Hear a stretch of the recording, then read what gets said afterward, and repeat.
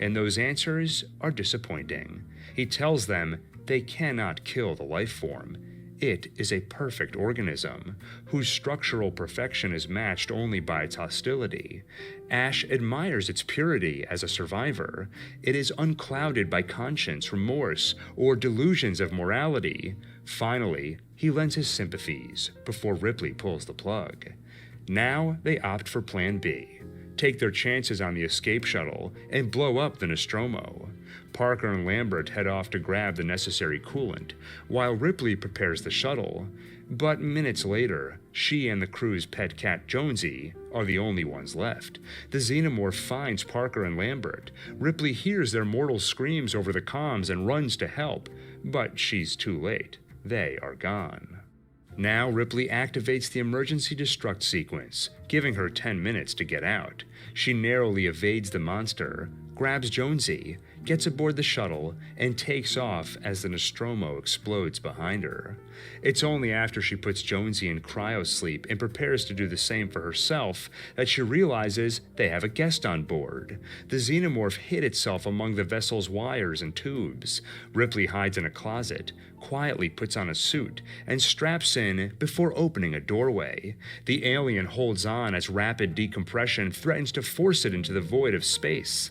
Ripley fires her grappling hook, knocking it off the ship until it finds its way back. Finally, by activating the thrusters, she pushes the xenomorph away, leaving it to die in that void. At last, Ellen Ripley, sole survivor of the Nostromo, leaves her final report, sets a course toward Earth, and enters cryosleep, hopeful that once she reaches the frontier in 6 weeks, someone will find her and pick her up. But if the very existence of the xenomorph proves anything, it's that this is a cruel world. Ellen Ripley will float for 57 years before she is found. In the meantime, her daughter grows up without a mother. But Amanda Ripley never stops looking. She takes a job with the same company, Weyland-Yutani, working in the same region where her mom disappeared. And one day, 15 years after she went missing, Amanda gets a shot at some answers. She learns that a commercial vessel recovered the flight recorder unit of the Nostromo and took it to Sevastopol Station. That flight recorder is proprietary material, so Weyland-Yutani wants it back, and Amanda is invited to join the recovery mission, alongside legal executive Taylor, tasked with figuring out what exactly went wrong on the Nostromo, and Samuels, a synthetic. 2 days later, they take off in the Torrens, but when they reach Sevastopol, they find that it's in trouble. It's taken a lot of damage and no one is answering comms. When they try to board it regardless, floating debris gets in the way and separates Amanda from the others. She gets into the station and finds the place is a mess. People are either dead or running scared. And when people get scared, they get aggressive. They look out for themselves. But Amanda finds one man, Axel, who's been surviving in a small corner of the station for about a week. He's willing to help her find a way back to the Torrens, with the promise he can hitch a ride with them out of here. As they make their way to comms, evading... Thank you for lurking. He tells her about the monster that's been picking them off one by one. He hasn't seen it himself, but it is out there. And soon, though Amanda barely gets a look at it, that monster kills Axel. Then, some good news. Amanda finds the Nostromo flight recorder, and the bad news follows swiftly. The data is corrupted. She learns nothing. Now, Amanda's only concern is survival, especially when that monster gets into the room with her.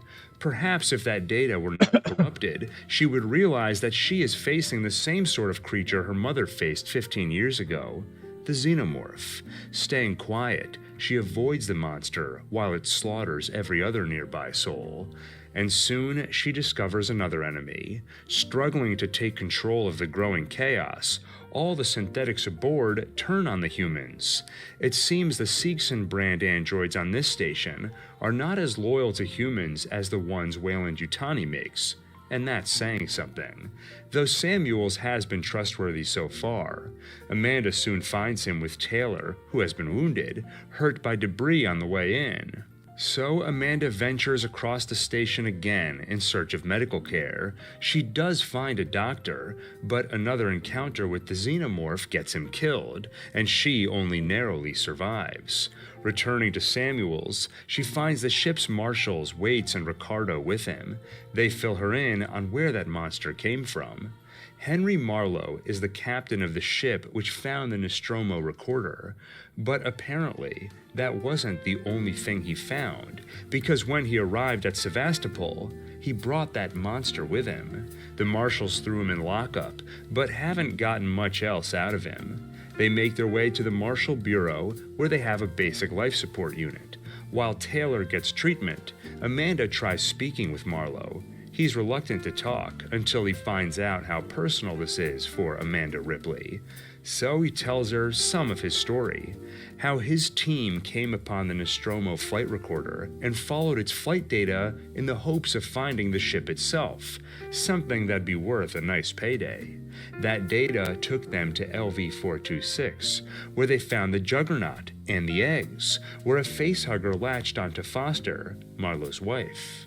He stops his story there, unwilling to say more unless someone promises to release him from lockup. Amanda refuses, and for now, there are higher priorities. Ricardo has located the xenomorph, and Waits has a plan to get rid of it, by baiting it, then ejecting it into space. Amanda heads to the lab and lures the organism. Once she's there, and once the monster has followed her, Waits betrays Amanda for the greater good. He doesn't give her a chance to come back before launching the lab into space, sending the monster away, and Amanda with it. But moving fast, she manages to suit up and launch herself back to the station. She barely survives, but at least the xenomorph is gone. All that leaves now is an army of killer synthetics, who have suddenly become more aggressive, hunting every human aboard, and the ship has gone into a lockdown quarantine. Amanda kills and dodges her way back to the Bureau, where Ricardo is waiting for her, though Waits is dead, a casualty of the killer androids. For any hope of survival, they need the ship's computer, Apollo, to make the android stand down and lift the lockdown, but it's programmed only to interact with Seegson synthetics. It won't talk to fellow synthetic Samuels, who is of the Weyland-Yutani ilk, so he initiates a dangerous procedure. It gets him killed, but he manages to override the system. With his sacrifice, the ship's computer, Apollo, will now talk to Amanda. She gets to the computer and finally gets some answers. This facility is no longer owned by Seegson. Weyland-Yutani bought it 2 days after Ripley and the others took off, and they sent Special Order 939 to the synthetics aboard, just like the one they gave Mother on the Nostromo. Getting a specimen is the top priority. All other considerations are secondary. Amanda tells Apollo that the creature is no longer on the ship. It can lift the lockdown, but it refuses. There's something going on in the reactor. On her way to investigate, Amanda hears from Ricardo, who shares a recording of Taylor and Marlowe. Apparently, she made a deal with him. She will set him free in exchange for the coordinates of the planetoid where they found the alien, something Weyland-Yutani desperately wants. Reaching the reactor, Amanda finds a nest. All the people the monster took, trapped in strange biomatter. There are eggs, too. It's like an alien farm, and on that farm, there are more xenomorphs. Amanda quietly avoids them and sets off a reactor purge. It destroys the nest and kills most of the hostiles, but some make it out to the rest of the station. There is, however, a silver lining. The reactor purge messed with the ship's systems. For a moment, the lockdown was lifted, and Marlowe managed to communicate with his ship. He called for it. Now it's nearby in a holding position. If Amanda can get to the short-range shuttles, she can reach it. By the time she gets to a shuttle and onto Marlowe's ship, he is there too. Taylor let him out of holding, and they got to one of the shuttles. As Amanda makes her way toward him, he speaks over the intercom.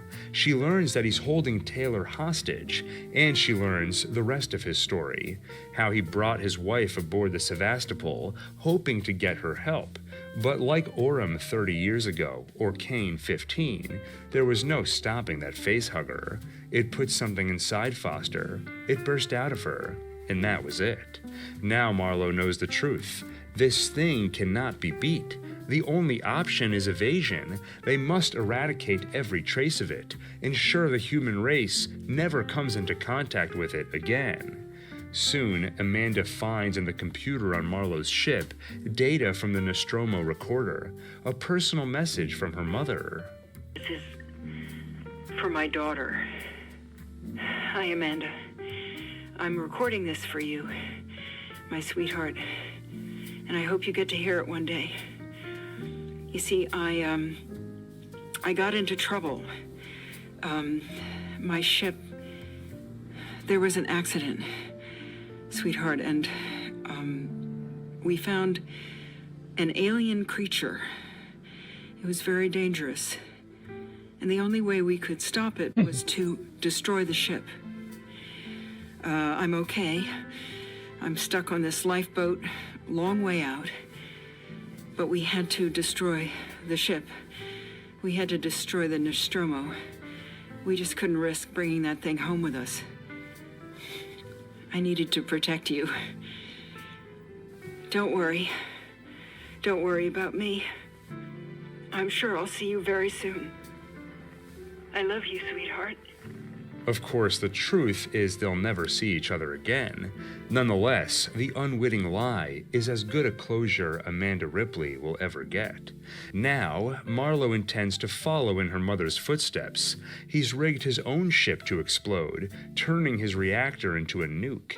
It'll be powerful enough to destroy not only his ship, but Sevastopol Station too, eradicating every trace of the organism. He will not let the company have it. While he rants, Taylor takes the opportunity to knock him out with a wrench. Then she works with Amanda to fix the overloaded reactor. Taylor's proximity to it gets her killed, but they were partly successful. The ship will still explode, but the blast has been reduced, so anyone still living at Sevastopol Station will be spared. Amanda escapes Marlowe's ship on her shuttle, but is not yet in the clear. Back at Sevastopol Station, Ricardo shares the bad news. The explosion took out their orbital stabilizers. They're about to fall out of the sky. Their only hope is to connect with the ship Amanda first came here on, the Torrens. Amanda gets to the observatory, finds the Torrens, and manually aligns the dishes to its position. Finally, she makes contact with her crew. She tells them about the deadly alien organism and calls for urgent extraction. But with the station in disarray, there's no way for the Torrens to dock. They'll have to improvise. She prepares for a dangerous journey to her ship, and Ricardo won't be coming with her, thanks to the facehugger that's latched to him. She works on setting up a manual dock, a way to reach the Torrens using the maintenance rig. It might just work, but Amanda doesn't get a chance to find out. She's grabbed by a xenomorph. Her world goes black, and the light returns. Not dead, alive in one of their nests. She rips her way out. She evades aliens and eggs, but the Sevastopol is going down, and the Torrens is going with it, thanks to their manual tether. Amanda gets an EVA suit. She gets outside. She is surrounded by monsters, but does her job regardless, setting off the emergency release bolts. The monsters are flung into space, and she is thrown toward her ship. As the Sevastopol crashes into the planet below, Amanda Ripley makes it onto the Torrens. She heads toward the bridge, toward Captain Verlaine, and finds a xenomorph along the way. It's like Marlowe said, the only way is evasion, but there's nowhere to run. So she opens the airlock, flinging the alien and herself into space. The EVA suit keeps her alive, as she floats aimlessly in the void. Once again, her world goes black. And once again, it returns, illuminated by the beam of a searchlight. 42 years later, Ellen Ripley's escape vessel is discovered. It should have happened 57 years ago, weeks after escaping the Nostromo, but she ended up drifting through the core systems. It's just blind luck that a deep salvage team discovers her. But waking up is about the only good news she gets. Her daughter, the one she promised she'd return home for her 11th birthday, passed away 2 years ago at the age of 66.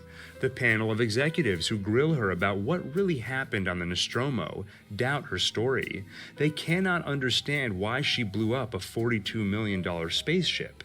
The finding of their inquiry is that Warrant Officer E. Ripley, NOC 14472, has acted with questionable judgment and is unfit to hold an ICC license as a commercial flight officer. Stripped of her profession, she can at least hold on to the knowledge that humanity is safe from the alien she blew out of an airlock. But even this silver lining is denied to her because after the inquiry, she learns that Weyland-Yutani has taken it upon themselves to build a colony on LV-426. Over 60 families now share a home with that crashed juggernaut.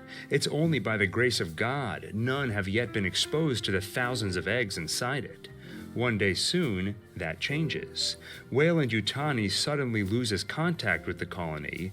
It's around then they start taking Ripley's warnings about LV-426 seriously.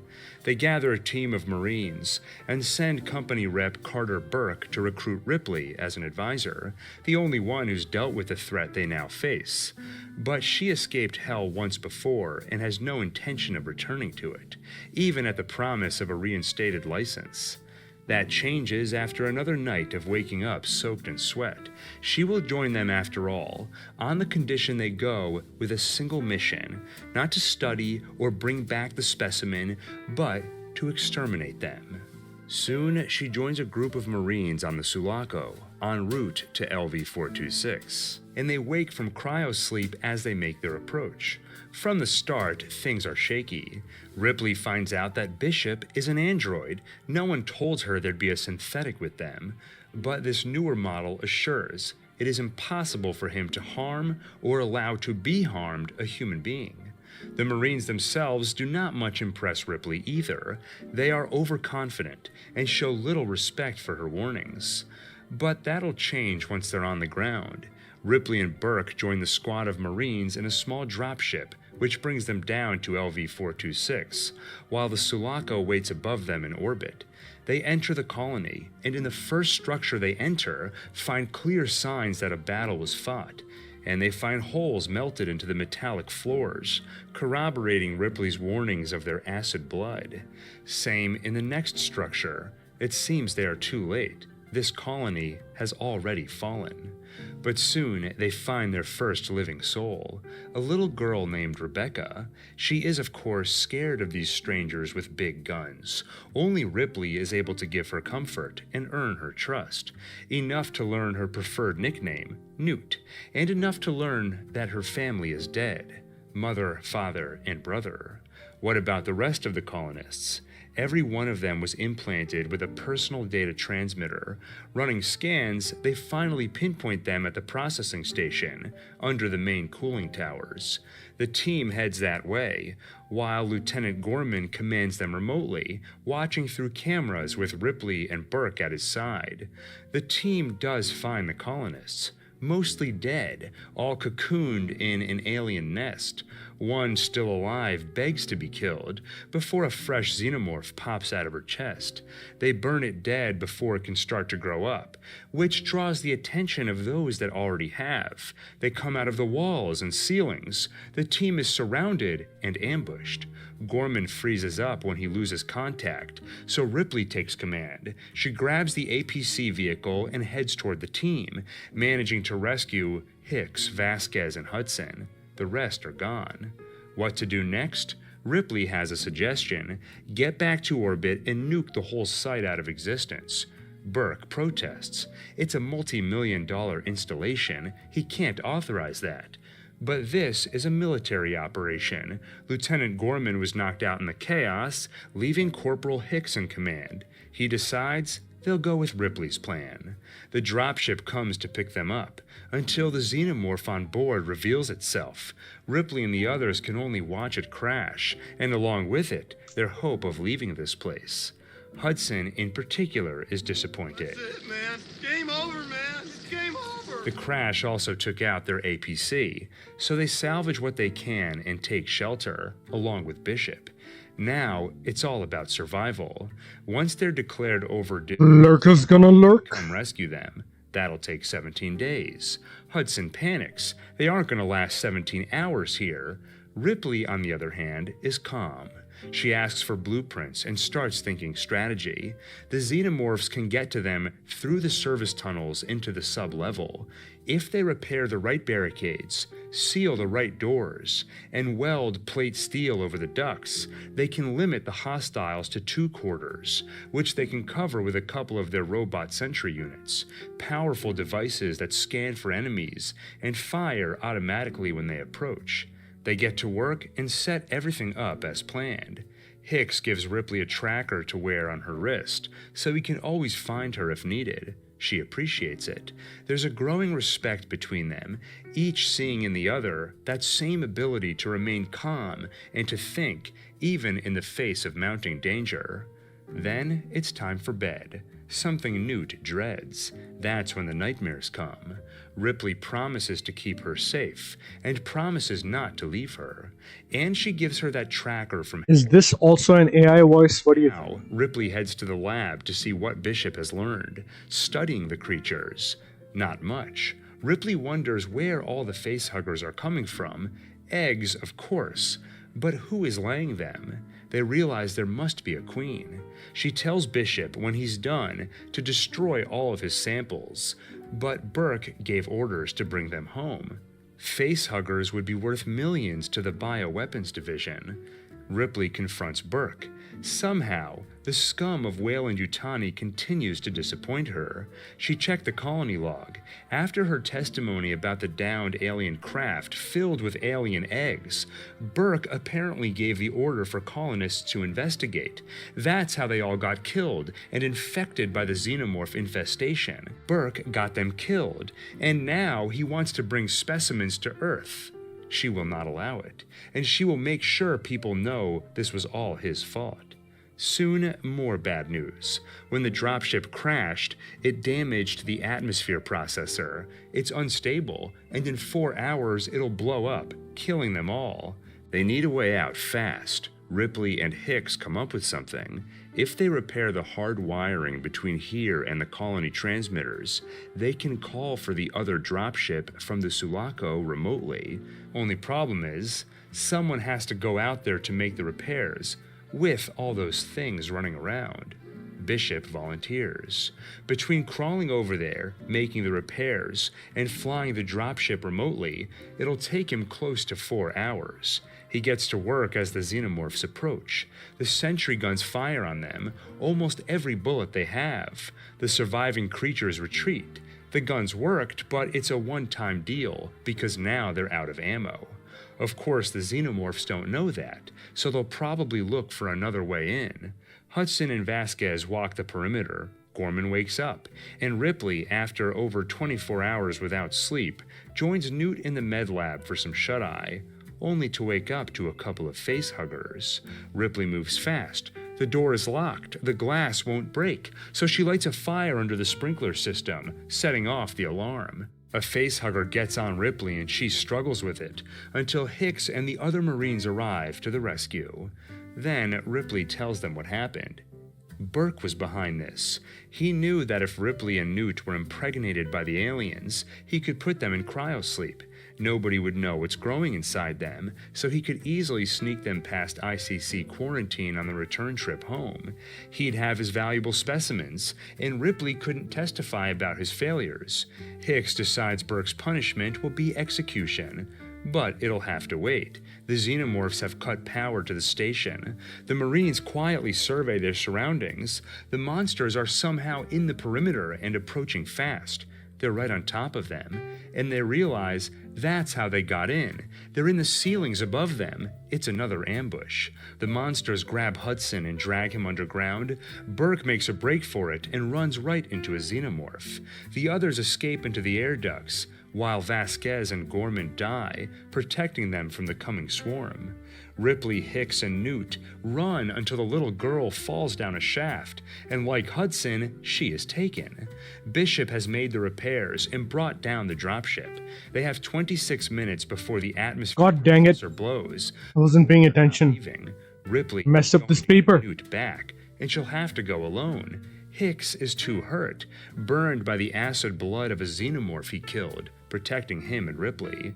She grabs weapons, heads into the nest under the processing station, and follows the tracker she gave Newt. She has to kill a facehugger and xenomorph, but gets to the girl. She grabs Newt and finds herself face to face with the Queen.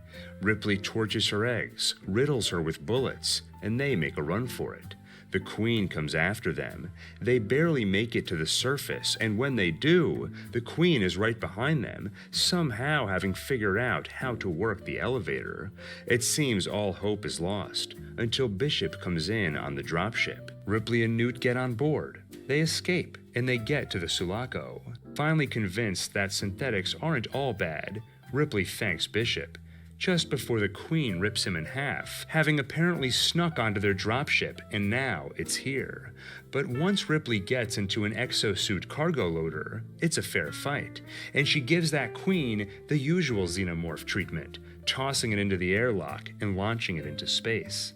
Ripley puts the wounded but still breathing Hicks into cryosleep, then does the same for Newt, and finally, herself. Time to go home. But this is still a cruel world. Sure, they killed the Queen, but none of them noticed the facehugger on board. It causes an electrical fire, and the ship's computer launches them off the Sulaco. They crash land on Fury 161, one of Weyland-Yutani's backwater work prisons. Ripley is their first female guest in years. Chief Medical Officer Clemens is the one who greets her when she wakes from cryosleep, and he's the one who tells her that she is the ship's sole survivor. Ripley grieves, and she checks for signs of what went wrong. She checks for signs of that dangerous organism. Hicks' body is mangled beyond recognition, and Newt's shows no sign of an alien life form hiding inside her. They hold a funeral, leaving a recently deceased ox unguarded. No one thought to check the animal's cause of death, and no one is there to witness a xenomorph burst out of it. Before the killing starts, Ripley knows a little piece. They called for rescue, and someone should be here in a week to pick her up. In the meantime, Clemens tells her more. How the prisoners here found religion a few years ago, how the company wanted to shut the place down, but the converts insisted on staying. So the 25 of them were allowed to remain as custodians. Ripley and Clemens find themselves trusting each other. They grow close and even become intimate. Then prisoners start dying. No one knows what's doing it, but the burns make it obvious to Ripley. Acid blood. There's a xenomorph on Fury 161. In the prisoner's trash heap, she finds where they threw Bishop's remains and plug him back in for some answers. He reads out data from the ship's recorder and tells her about the facehugger, and he tells her how this data has already been uploaded to Weyland-Yutani. They still want that specimen for their bioweapons division. They know it's here, and they will be coming for it. No one believes Ripley, and the one man who has actually seen the alien has a reputation for mental instability. Regardless, she knows the danger they're in and looks for solutions, but finds none. The prison has no weapons, and there's no way off-planet, except the supply ship that arrives once a month. Soon, Ripley and Clemens have one last quiet moment together before he becomes the xenomorph's latest victim. Ripley should be next, but strangely, it is not hostile toward her. The next victim is Superintendent Andrews, and the other prisoners all witness it. There is no longer any doubt about what they're dealing with. Suddenly, they're willing to hear Ripley out. She asks some questions about the facility and hatches a plan. They have a room built for nuclear waste that never got used. If they can lure the xenomorph there, they could lock it in. As always, Ripley's weapon of choice to drive the monster is fire. When the xenomorph attacks unexpectedly, triggering an early explosion, some of the convicts die. But ultimately, they do drive it in the right direction, and they do trap it in that room. But one prisoner, the unstable one who first witnessed the xenomorph, he has to see it again. He kills the man guarding the room where it's trapped. He opens the door and does get a look at the beast. It's the last thing he sees. Now they're back to square one, and there's a matter Ripley has kept to herself so far. She hasn't been feeling well. She gets in the neuroscanner and finally sees what's growing inside her. A facehugger must have gotten to her in the stasis pod, and now she carries inside her the next queen. That's why the xenomorph let her go. It knows that she is its future. Ripley tells the prisoner's spiritual leader, Dylan, the stakes. If that thing gets out of her, it'll make eggs. It'll unleash thousands more facehuggers. It'll spread, and it'll wipe out everything. So she makes a deal. While it's in her, she can get close to the xenomorph. She will use that to help them kill it. All she asks in return is that when it's done, Dylan kills her too. That will be the best way to ensure the queen is never born, and for Ripley's life, that's a fair trade. The prisoners gather to devise a new plan to kill the xenomorph. Some are unwilling to fight. They'd rather wait for the company to send rescue, but Ripley clues them in on a nasty truth. They are not sending rescue for them. They are sending rescue for it. They've wanted that specimen for their bioweapons division for years, and Dylan reminds them of another truth. They're all gonna die one day, but they can choose how. Dylan has chosen to go out fighting. The rest of them follow. The plan is simple. They will be the bait. They will lure the monster to the mold and drown it in hot lead. More of them die in the process, some by accident, some by sacrifice, including Dylan, but in the end, they do kill it. Now, all that's left is Ellen Ripley herself. But Weyland-Yutani has something to say about that, and they're already here. When Ripley put herself in the neuroscanner, the data was uploaded and they expedited their trip. She's met by a man with Bishop's face. Not an android, but the human who designed the android in his own image. The company sent him to show Ripley a friendly face, hoping it would make her more amenable. He tells Ripley to come with them. They have all the equipment they need right here to take that monster out of her. She can live. But Ripley knows damn well what'll happen after that. They won't kill it. They'll study it. They'll weaponize it. And whether they mean to or not, they will unleash hell. The choice they offer is no choice at all. Ripley leaps into the furnace. She dies and takes the xenomorph queen with her. That's where Ellen Ripley's story should end, and for a couple of centuries it seems like it has, until someone in the US military gets an idea how to bring her back. More specifically, how to bring back the thing that was growing inside her, the xenomorph queen. Using technology of the 24th century and blood samples taken from Ripley on Fury 161, they clone her, but she is not the old Ripley. By the time that blood sample was taken, the alien's DNA had already intermingled with her own. Good news for the scientists. That means they did not just resurrect a human, but also, just as they'd hoped, the alien queen inside her.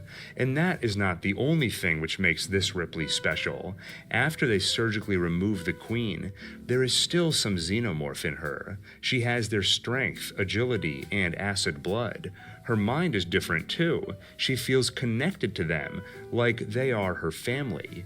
And she has memories of her old life. It seems the aliens pass on their memories genetically, and now she does too.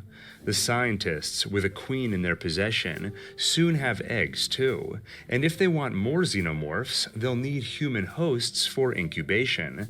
That's where the mercenaries come in, hired to steal stasis pods with people still in them. The scientists put eggs in front of the sleeping, unwitting test subjects. Facehuggers plant embryos inside them, and soon the scientists have themselves over a dozen xenomorphs. But among those mercenaries is a girl named Call. She harbors two secrets. One, she is a second-generation synthetic, the kind made not by people, but by other androids.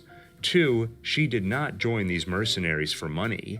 She did it because she knew what the scientists were up to and wanted to stop it. When the government found out about second-generation synthetics, they recalled them. But some, like Call, made it out. Before the recall, she accessed the mainframe and found every dirty little covert op the government ever dreamed of, including this one. She knew that if they succeeded in resurrecting xenomorphs, it would be the end of humanity, a species she is programmed to care about. However, by the time she gets to Ripley, it's far too late. The scientists already have their xenomorphs, and after that, it doesn't take long for things to go wrong. One of their xenomorphs figures out how to escape by slaughtering their cellmate and letting the acid blood melt them a makeshift exit. Just like that, the United Systems military vessel Auriga becomes a slaughterhouse. The mercenaries aren't sure Ripley's allegiance. She looks human, but Call knows there's alien inside her. Nonetheless, she's useful. They team up, and they join Dr. Wren, one of the few survivors still on the ship. He clues them in on something. When the Auriga registers an emergency, it automatically sets a course for home base, Earth, which means these monsters will be unleashed there unless they can stop it. Their plan is to escape on the Betty and blow up the Auriga. As they make their way, they pass by a lab which explains the 8 tattooed on Ripley's arm. She was not the first attempt at a clone. There were 7 before her. 7 failures, genetic monstrosities. The only one still breathing begs for Ripley to kill her, and she does. She burns the whole room and every twisted creation in it. Soon, they also find another survivor, Purvis, one of the poor bystanders who was kidnapped in cryosleep, and he already has a xenomorph growing inside him. Ripley can smell it. But there is hope. If they can get him to the Betty in time, they can freeze him again and only wake him once they're home and have the surgical tools to take it out of him. The remaining journey is treacherous, getting several of the mercs killed. Call takes a close-range bullet when Dr. Wren betrays them, locking them behind a door and running off on his own. When Call brushes off the bullet wound and gets the door open, her true nature as a robot is revealed. She hates herself for it. She's disgusting. But someone else who isn't quite human either, Ripley, tells her to get over it. She does, and she taps into the ship's mainframe. She gives an order so that when it reaches Earth, it won't land. It'll crash, hopefully destroying it and eradicating the xenomorphs. Finally, they make their way to the Betty, but Ripley is captured by the xenomorphs along the way, though it's unclear if she's an unwilling captive or if she's glad to be with her own kind. On the Betty, they find Dr. Wren. He does not want his work to end. He holds Call at gunpoint, demanding they abort the collision. It's around then Purvis feels a monster trying to crack open his ribcage from the inside. He's gonna die, but he won't waste it. He grabs Dr. Wren and holds him close, so when the xenomorph comes out, it doesn't just kill Purvis, but takes Wren with him. With the doctor gone, the rest of the crew shoots the infant alien dead. As for Ripley, she has a reunion with her daughter, the alien queen, and learns that in the genetic crossing, it wasn't just the xenomorph who passed some traits to Ripley, but Ripley also passed at least one to the queen, a human reproductive system. Yes, she has laid eggs, but now she also has something gestating inside her womb, and Ripley soon witnesses its birth, a bizarre hybrid, a xenomorph with human eyes. It screeches, a sound at once alien but also human, like a crying infant. It turns on the Queen, killing her, and instead looks to Ripley, as though recognizing her as its closer kin. Nearby, there is also a scientist cocooned in the nest. He is in awe of this beautiful genetic hybrid. He calls for it. The child answers his call by slaughtering him. Ripley uses the distraction to escape onto the Betty, and they leave the Auriga, but the child would not be left behind and has followed her here. It kills DeStefano, a USM soldier who escaped with them, and nearly kills Call, but the hybrid child inherently trusts Ripley. She uses that against it, to get close, and to use her own acid blood to melt a hole in the wall. Depressurization pulls the hybrid against it. Its insides are ripped out and launched into space. It screams an almost human scream. Ripley can only say she's sorry before the screaming finally stops, and the thing is finally gone. The Auriga crashes to Earth, while the Betty lands safely. Call, an android built in space, and Ripley 8, a clone with genetically inherited memories, step out onto the ruined planet where they are both strangers, and they wonder what to do next. As for me, what am I doing next? Well, I'll be watching Alien Romulus, and if you're wondering where that goes on the timeline, it takes place in 2142, placing it 20 years after Alien and 5 years after Isolation. So Ripley is alive at this time, but still floating in stasis. Aliens hasn't happened yet. Stay tuned, Romulus will get added to this timeline at some point, and I may do a review along with more Alien content. Thank you for watching, and see you on the next One Take.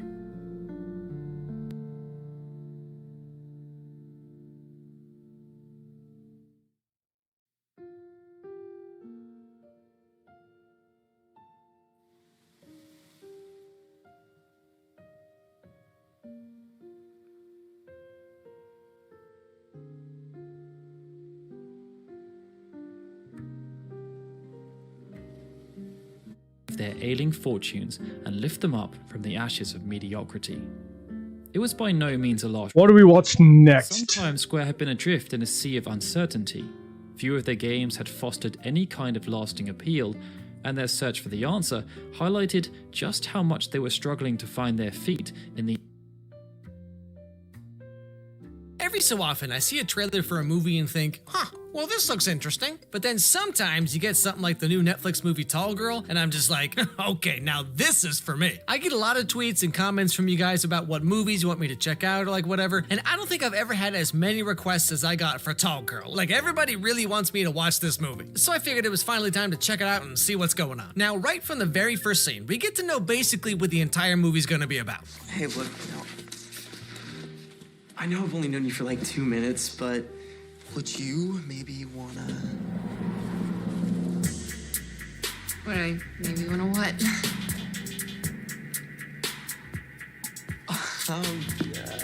So this is our main character, Jodie, and she's a member of truly the most oppressed demographic today, tall, attractive blonde girls. And I tell you, having such a rough life, like I don't even know how she gets out of bed every day. I'm just trying to get through the day with as few people as possible asking me. Well, how's the weather up there? That's me, 16 years old, 6'1". Wait, hold on a second. Wait, 6'1"? That's it? I mean, like, I went to high school in a relatively small town in Iowa, and there's like 5 girls I can think of that were at least that tall. I mean, that's like the short girl on any given college volleyball team. Okay, let's just take it easy here, Jodie. That's me, 16 years old, 6'1.5". Oh, 6'1.5". Well, I'm sorry, excuse me. I take back everything I just said. Now, another character we get to meet is Jodie's sister, Harper, who's not tall or anything, but I'm sure she's got some pretty heavy issues she's working through, right? This is my super hot older sister, Harper, who's been winning beauty pageants since she was 6. She was spared the tall gene, but at least there is some balance in the genetic universe. She got Grandpa Larry's allergies. Well, shoot, we got a pretty blonde girl who's tall and another pretty blonde girl with allergies? Oh, boy, I tell you what, just the Rosa Parks of our generation right here. Now, after this, we meet the weird kid who just can't seem to take a hint, aka the Alex Myers of this movie. This is Jack Dunkelman, and you may be asking, why is he carrying his books in a milk crate? Well, I've been friends with him for years, and that's still a mystery to me. So David Blaine called me? You'll never believe it. He just wants to know when you and I are gonna make magic together. Okay, turn it off. Turn the movie off, guys. I can't watch this anymore. I mean, I used to say things like that. Anyway, so Jack keeps trying to hack away at Jodie's standards until they hopefully get low enough that she might date him. But right that moment, today of all days, something magical happens. What, you think that at any moment some taller than you, funny, intelligent, nice, perfect guy is just gonna walk through that door? I mean...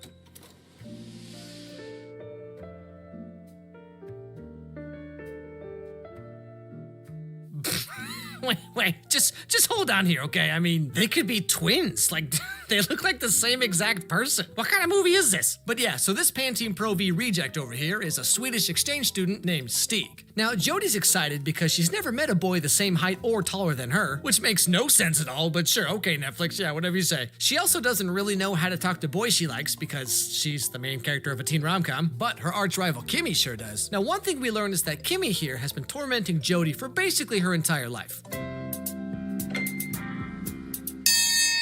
And that's why I want to be just like Taylor Swift when I grow up. Taylor Swift? More like taller Swift. Oh, I get it. Anyway, so Kimmy swoops in and steals PewDiePie away. Jack's relieved that he doesn't have to worry about this new guy coming in and ruining everything that Jack has clearly already ruined himself. So, you know, crisis averted. Surprise! Huh. Mom, what are you doing with the jumbo Swede? Well, he's gonna be staying with us. We're his host family. What?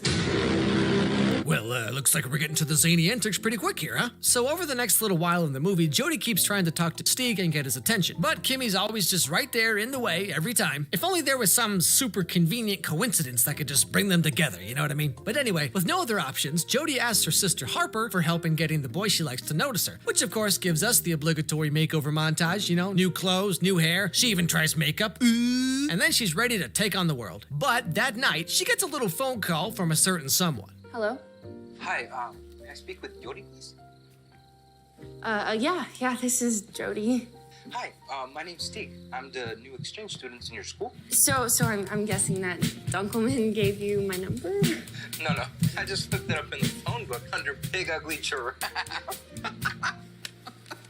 Gotcha. And just like that, all her confidence and everything is gone, and she's back to being regular old frumpy-dumpy Jodie. So the next day, she's trying to avoid Kimmy because it's kind of embarrassing what happened, and she doesn't want people to laugh at her any more than they do already. So when she sees Kimmy coming around the corner, she panics and hides in the music room at the last second. Do you want to use the piano? I just had a few minutes before my next class, so I'm just in here messing around a bit. Is this what I think it is? Could this be a super convenient coincidence? Anyway, so Stig is over here trying to play the piano, and turns out Jodie actually used to play a lot when she was younger, but being tall made her really insecure about everything in her life, so she just kind of quit one day. But then they start talking and realize that they actually have a lot more in common. Yeah, you've got big hands. So you probably could play this tonight. Guys and Dolls is my favorite musical. Me too. It's a classic. Really?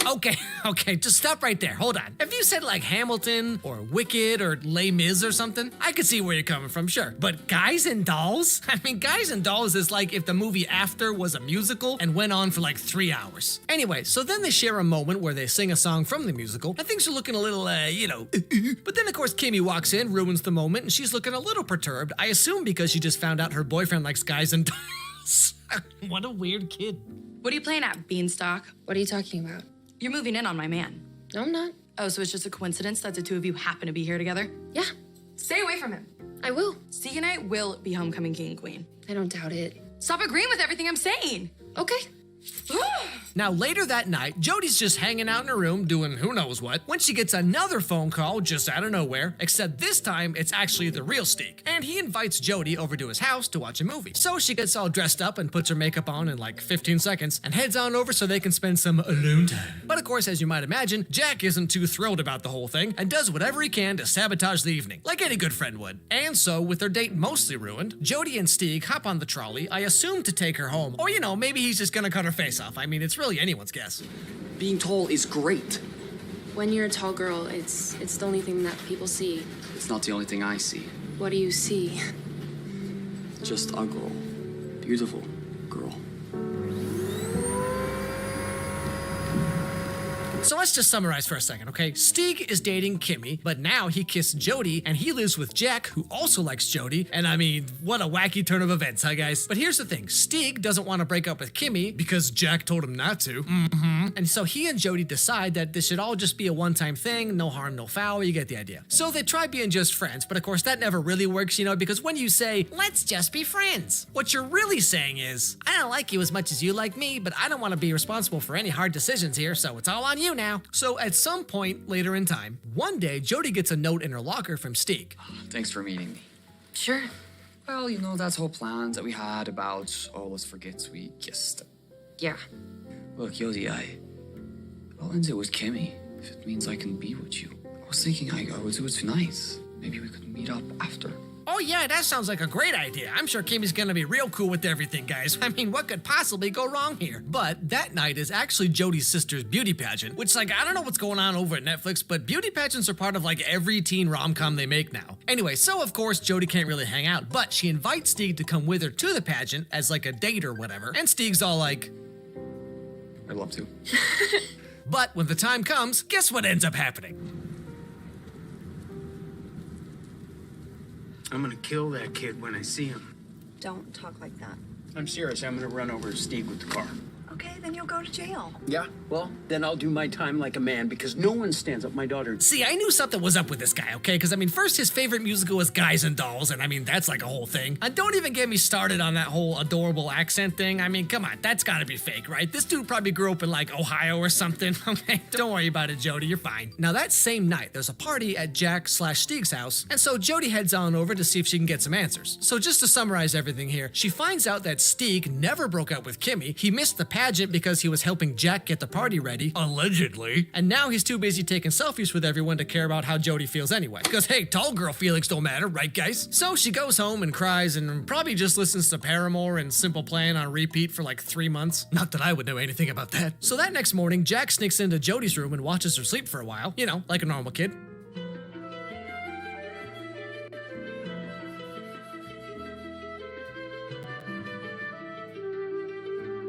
But you know, how lucky is it that Jody sleeps all perfect like that? Because if someone came into my room and watched me sleep, you know, I mean, it'd just be like... But then she wakes up and he gives her a present, and then they share like this little moment together. High heels.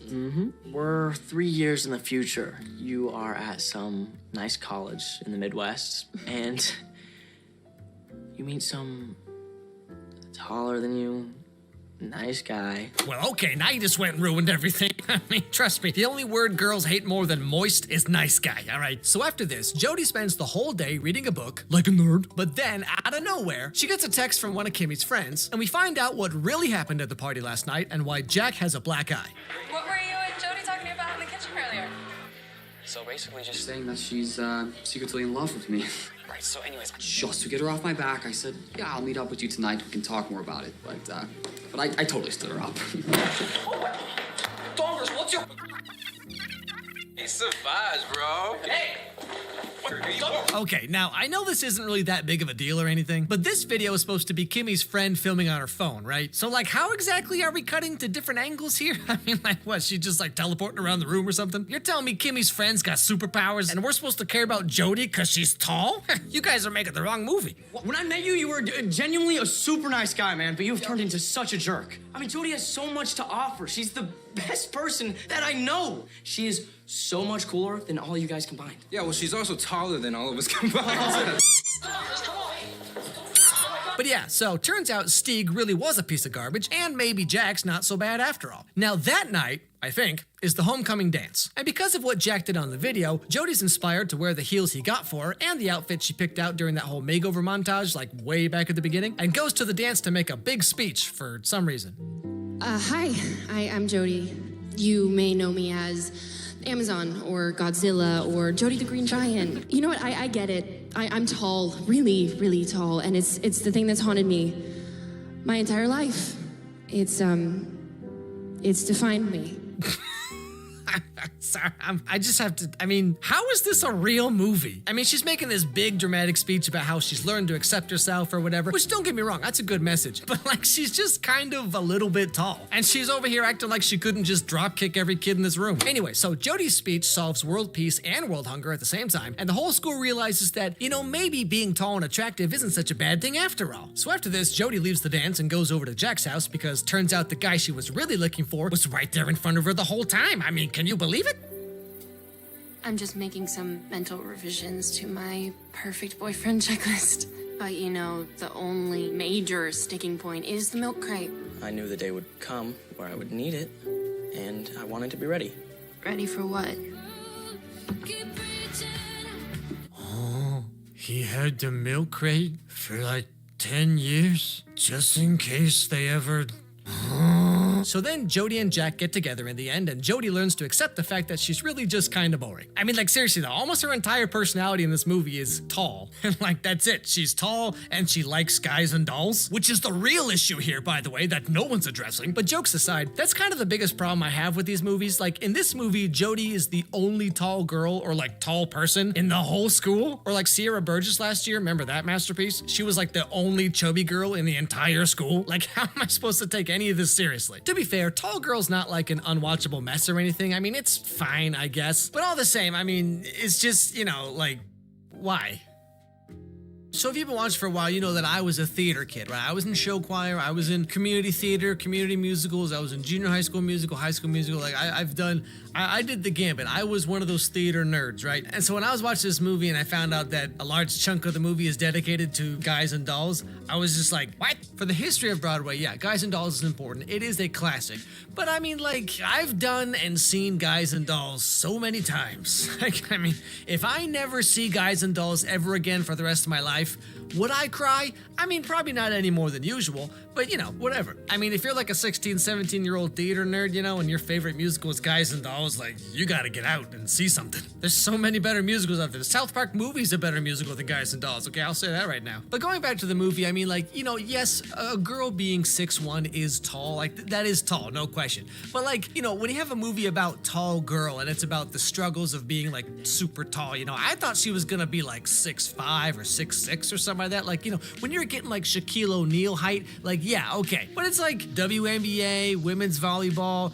Most runway models are at least 6 feet tall. I guess I don't understand why she's making such a big deal out of this. I don't know, because a lot of these movies, especially on Netflix, right? It's about shining a light on sort of these dark parts of society that people don't always talk about. But it's this is the most benign, ridiculous movie. Like I said in the video, how is this a real movie? Who thought hey, let's make a movie about the struggles of being a girl who's just a few inches taller than average? I just think it's hilarious that this movie exists in the first place, but what do I know? Anyway, thanks for watching, guys. Don't forget to subscribe. Don't forget to ring that bell so you don't miss any videos from me. Follow my dog Charlie on Instagram, Charlie Meets Pumpkin. Follow me on Twitter. Let me know what was your favorite part of the video or what video I should do next, or just say hi, that's fine too. And above all else, everybody have a great day, and I'll see you all next time.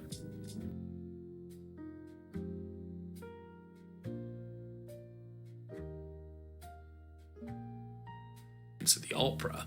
Aya obviously chases after him, and after almost 40 minutes of slow burn world building, we're thrown back into the survival horror RPG gameplay.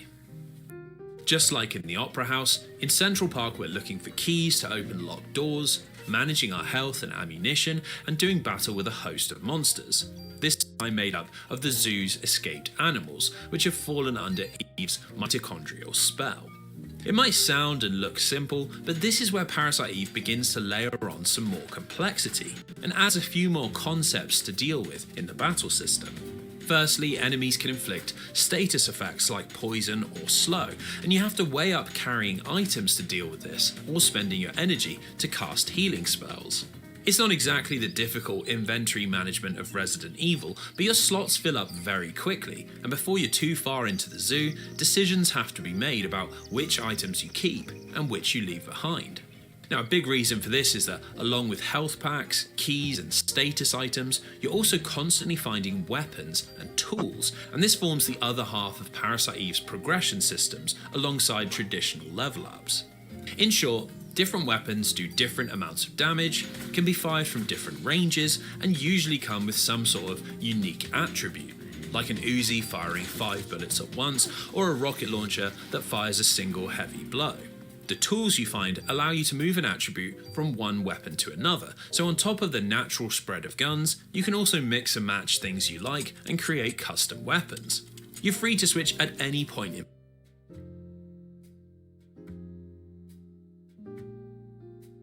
You know, with a lot of Netflix teen rom-coms, a sequel is pretty much inevitable, right? Like, obviously, Elle and Noah are gonna have more of the same problems, or Lara Jean and the other Netflix Noah are gonna learn the same lessons they just learned all over again. But when I first learned that there was gonna be a tall girl too, like, what were they gonna do with that? She already overcame her debilitating tallness, so like, what, she's gonna get more tall now? They're gonna find like a tumor on her pituitary gland, and then 2 years later, she's 14 feet tall, exacting her revenge on the entire school. But anyway, so Tall Girl 2 just came out, with Tall Girl 1 receiving such rave reviews back in the day. I figured why not check this one out too? How much worse could it possibly be? But that really quick, this video is brought to you by Karma. So there I was shopping on Abercrombie the other day because I'm 33 going on 14 apparently. And I thought to myself, why not get the shirt of a band I don't really listen to? So I did, and I knew the moment it went on sale for 15% off, all thanks to Karma. Karma is a free app or Chrome extension that ensures you never miss a price drop or a coupon code for whatever you're buying online. They're partnered with over 50,000 stores, and really they're kind of just like your own personal shopping assistant that lets you save items you want to buy, and it's going to notify you by email or text message when the item goes on sale, or when there's a new coupon code you can use, or when the item comes back in stock. You can put your items into a bunch of different lists if you want, so if you're buying something for someone's birthday or a trip coming up or something like that, you can separate everything into like categories and stuff so that you don't just have this like humongous list of everything you've ever wanted in your life. And like I said, Karma automatically finds and applies the best coupon code for you at checkout. So when you're shopping with Karma, you know you're getting the best price possible. Now this feature is currently only available on the desktop Chrome extension, just FYI. Now whenever you purchase something from one of their partnered retailers, you also get some cash back. So on top of knowing when there's a sale going on top of knowing you're getting the most up-to-date coupon codes, you also get cash back just for shopping while using Karma. So you're either saving money or getting money or both. So if you do any online shopping at all, which I assume is the vast majority of you gotta do it with Karma. So click my link down below or type in the URL you see here, download the Karma app and Chrome extension for free, and start saving and getting money today. Okay, back to the show.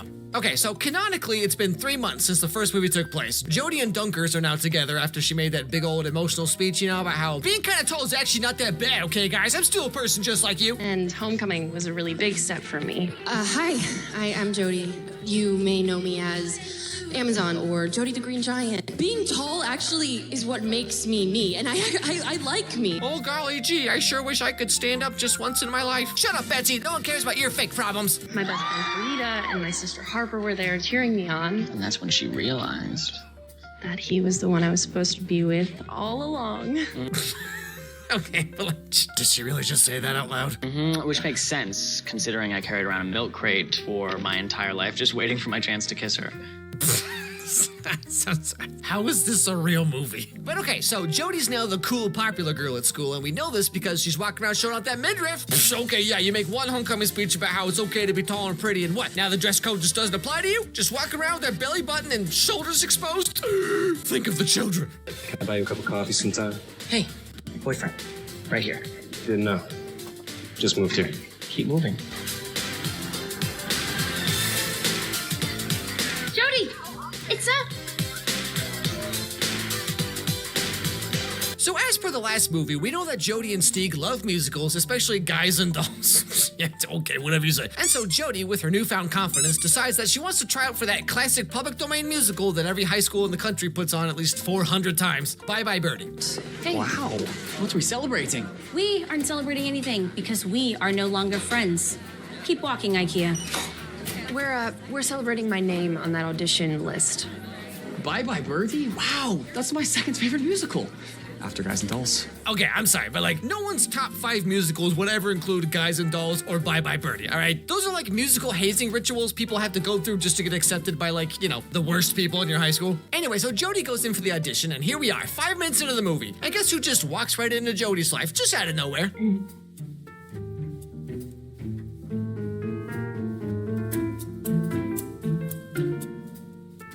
Hi.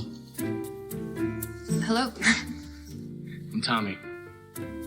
I know. I saw you in Hairspray last year. You were amazing. Oh, what? Your school can pay the license fee for Hairspray, but now they're doing Bye Bye Birdie? How does that make sense? Also, you know, I'm really starting to see a pattern here with these Netflix teen rom-coms. I mean, I can't quite put my finger on it, but I'm sure I'll figure it out one of these days. But anyway, so this is Tommy, just your average 26-year-old high school student with perfect sparkly eyes and lips like a life preserver for my heart, and a jawline that makes you feel like maybe everything's gonna be okay in life. But like, whatever. I mean, she's probably got like really bad farts or something, okay? So who'd ever want someone like this, am I right? What are you doing here? Auditioning? Same as you? Madeline has already cast me in lead roles multiple times, so this is really more of a formality than an audition. Wait, hold on a second. What? Since when? Like, the whole thing of the first movie was Stieg and Jody were surprised that both of them liked musicals, right? Kimmy never said nothing about doing theater stuff. Fantastic. Kimmy? I've been looking all over for you. I thought we were walking to class together. Yeah, we're just having little impromptu concerts here with Jody, what are you playing at, Beanstalk? What are you talking about? You're moving in on my man. No, I'm not. Oh, so it's just a coincidence that the two of you happen to be here together? Yeah. Also, I've been in every school musical since I was like 10, you know? Probably should have mentioned that one. Anyway, so Jody goes to the audition, and during this, the director takes on the voice of the writer of the movie and addresses some of the opinions we all had about the first one. And what would you say to people who don't think that being tall is a real problem? Excuse me? Getting a terminal illness, being homeless, not knowing where your next meal is coming from. Those are real problems. Well, I'm not saying that being tall is worse than any of those things. It's just, sometimes it feels like it is, but I know that it's not. It doesn't make all the bad things that have happened to me every day my entire life any less real. I mean, like, yeah, okay, I don't disagree per se, but I think the main issue we all had with the first movie was just like, why did they even bother making this coming-of-age, finding-yourself teen movie about being a little bit taller than average? Anyway, so Jody auditions and ends up getting the starring role with Kimmy, her arch-nemesis, as her understudy. Really speak in front of her. And now, a word from our sponsor. Oh, Loki, what are you up to now? A trickster god with a mischievous brow. A crowd, but now you're going to be performing in front of the whole school. I mean, as the star of the show, a night that'll change your whole life. All right, calm down. It's just a high school musical there, kids. Now, you'd think this would be everything Jody could ever want, you know? I mean, she's finally dating a nice guy, and she got the lead role in one of the most boring musicals ever made. I mean, how lucky can one girl get? You finally got your dream. You think you can actually pull this off? This voice just popped into your head last night while you're brushing your teeth, and now it won't go away? Have you ever heard it before? Well, I mean, there's always been a voice, but nothing like this. I mean, this one, it's just louder, crueler. Makes you believe all your worst fears and insecurities are true? Or are you talking about that one voice that's always like, skin your family alive and sacrifice them to Lord Cthulhu, my faithful servant? Also, like, having a voice that makes you stop and second guess what you're doing, like, maybe that might not be the worst thing. I mean, I wish I had one of those back in high school. Hey, Alex, just checking in real quick. Yeah, I see you're about to ask Jenna for another hug today. Counterpoint, what if you didn't? Hey, you know how you're about to tell everyone the reasons why you want to date Sailor Jupiter? Maybe don't do that. So, like, you know how you gave that girl at the supermarket your number and then she never called you, so you memorized her work schedule and now you're about to go wait for her to finish her shift so you can ask her why she never called you? What if you just stayed home and did literally anything else? Now, like I said, Jody's the lead of the musical and Kimmy's the understudy, which she takes about as well as you'd expect. All we have to do is humiliate Jody so badly on the first day of rehearsal that she drops out. For instance, and I'm just pitching, you slip NyQuil into one of those smoothies Dunkelman is always making for her so she passes out. Or did you see that horror movie, Carrie? She gets a bucket of pig guts dropped on her from the rafters. Bye-bye, Jody. Those kind of sound like two very different options to me there, Kimmy. Okay, so we can either make her a little bit sleepy or traumatize her forever with animal viscera. You know, tomato, tomato. Doing your dirty work, it's just starting to make me feel a little dirty. Where is this coming from? I don't know what to tell you, Schnipp. This is who I am. And if you can't have my back when I need you the most, then maybe this friendship has run its course. Yeah, if you can't handle me at my worst, then you don't deserve me at my slightly less worst. But then the other guy's like, well, Kimmy, your aura is like disrupting my mojo. Because he talks like this now for some reason. And so they stop being friends. If we're gonna be friends again, I need to know you've really changed. Something you've made clear you don't want to do. But I hope you reconsider. Wait. You're making me eat lunch alone? On some level, we all eat lunch alone. What does that even mean? Okay, I know what's going on here. He's doing that teen girl thing where they go to like a music festival, you know, and meet some white dude with dreadlocks who calls himself Starlight Tikka Masala or whatever. And then for the next week after they come back, they're just like, hey guys, I think I can smell colors now. Anyway, so Jodie's life gets pretty full pretty quick with all the rehearsals she has to do and spending all this time with Mr. Hunkaroo Dunkaroos over here, you know what I'm saying? But like as a former theater kid myself, okay, no one in high school theater looks like this, all right? And the ones who do would not be in the Jodie, okay? That's all I'm saying. Have you seen the rehearsal schedule yet? No, not it's yet. Nuts. We're basically spending every second together for the next month, so yeah, you're gonna get pretty sick of seeing my face. I'm sorry. No, you're gonna get sick of seeing my face. That's impossible. You say that now, but trust me, just wait till my boyfriend doesn't notice that I cut my hair by like 1/4 of an inch, and then I'm just gonna be like, I'm really nervous. Sorry. I don't know if you can tell. I just tell people aren't really known for their coordination. just a slap in the face to the thousands of athletes who play volleyball, basketball. Like, didn't Ava Michelle get her start on a dancing show? What are we even talking about? Anyway, so skipping ahead a little bit, one night is Dunkers and Jodie's 3-month anniversary, which is honestly one of the most high school things I can possibly think of. And Dunkers and Stieg do everything they can to make it all perfect, you know, until, of course, Dunkers makes the classic mistake of opening his mouth. You're like Miss Popular now at school. Every time we walk down the hallway, it's always, Jodie! Mikey! Hey, can I buy you coffee sometime? I mean, why would the star of the spring musical have any time for little old dunks anymore? Yeah, how dare you have hobbies and a life that doesn't revolve around me? I've seen every Twilight movie 4 times, okay? So I know how relationships are supposed to work, Jodie. I just think that you want to break up and you don't have the guts to say it. You don't think I have the guts? I don't think you have the guts. I have the guts. Really? Then say it. You say it. If you have the guts to say it. Fine. I want to break up.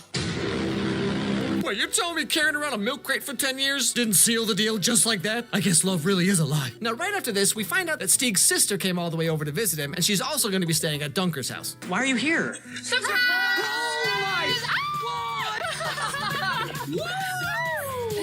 Who's this person? Stieg's sister. His sister. No. You rented more Swedes? Okay, not gonna lie, that one was actually pretty funny. Now, this girl's name is Stella, and right after she arrives in the US, she finds out that her boyfriend back home in Sweden, whose name is like Ink Squid Trogdor or something. Wait, are you guys talking about Ingvar Kruger? Yeah, that's what I said. She finds out that he cheated on her, and so they also break up. Oh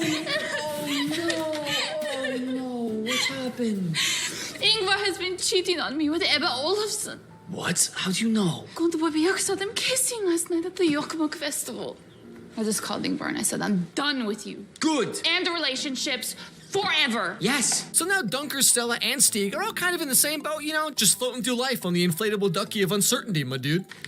Gentleman here was just about to delete all of the videos of him and Jodie. Yeah. Really? Yeah. Bold? Yeah. That's smart.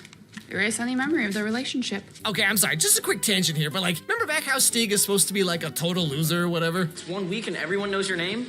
Yeah, And you're dating Kimmy. I still don't get why everyone wants to be friends with me. Why a girl as pretty as Kimmy would want to date me. What are you talking about? Well, look at me. Yeah? I'm a dork. In what universe? Come on, Netflix, I've seen what Swedish people look like, okay? You can't fool me. But yeah, so Dunkers and Jodie broke up, Stella and Trogdor broke up, and now Jodie's spending all of her time with Thomas the Chat Engine. And wouldn't you know, against all the odds of a pretty blonde girl and Mr. Tall, Dark, and Handsome over here, they end up sharing a moment. I think I'll be ending stream soon. So yeah, now everything's all upside down and backwards, and Jodie has no idea what to do. Dunkelman broke up with me. Then I kissed somebody else, and then I told him about the kiss, and he was not responding to any of my texts or calls, and it looks like he's living his best life.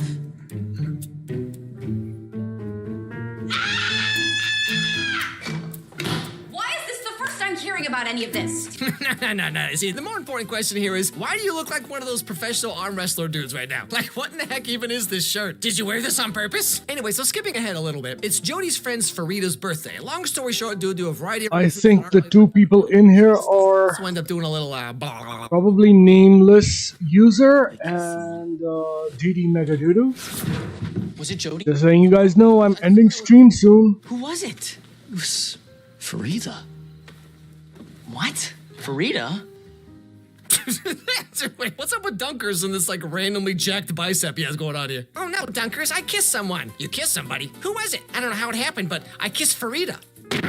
I love talking about kissing. Tell me everything. Anyway, so the last chunk of the movie is basically just about the musical itself, and Jodie's got that early onset dementia voice or whatever that is, telling her she's no good, and her jokes aren't even funny, and her animation sucks, and she should just quit YouTube and stop trying to copy Danny Gonzalez. Oh wait, never mind, that's just my comment section. But I just want to let you know that I'm going to leave you a ticket at the box office tomorrow. Although, who knows, maybe I just won't show up myself. Wait, what? Maybe I'm not good enough. Maybe I'm just not ready to do this sort of thing yet. Well, whoever's saying that is wrong. But yeah, so anyway, Jodie gets up on stage and performs Bye Bye Birdie. It all goes super well because this random high school in New Orleans apparently has an arts budget of about $7 trillion. And after it's over, guess who just walks right into the dressing room, not a care in the world about who else might be in there? Look, I don't really know what I want to do with my life, but I know that I want you in it. I love you, Jodie. And you're not saying it back, which is, I don't want to force you into anything. I just want to tell you how I'm feeling, and it's fine if you don't feel the same way. I just thought. I love you too. And so Jodie and Dunkers get back together. Kimmy and Snipper are back to being friends again. Stieg is dating Farida now, and Stella, I'm sure, will have no problem figuring things out. And that's pretty much the end of the movie. I will say, kudos to the writer of this one for making everyone a lot more tolerable. The first movie is barely watchable for a variety of reasons, but this one was actually kind of funny sometimes. Somehow McG produced a movie that's actually kind of watchable. I know, I can hardly believe it myself. But still, this doesn't answer the most important question, which is, who the heck asked for a Tall Girl 2? Netflix is just over here giving humanity what it deserves for our hubris, okay? That's all I'm saying. My hosting a WooCommerce store earns me money all day, every day. That's not your voice.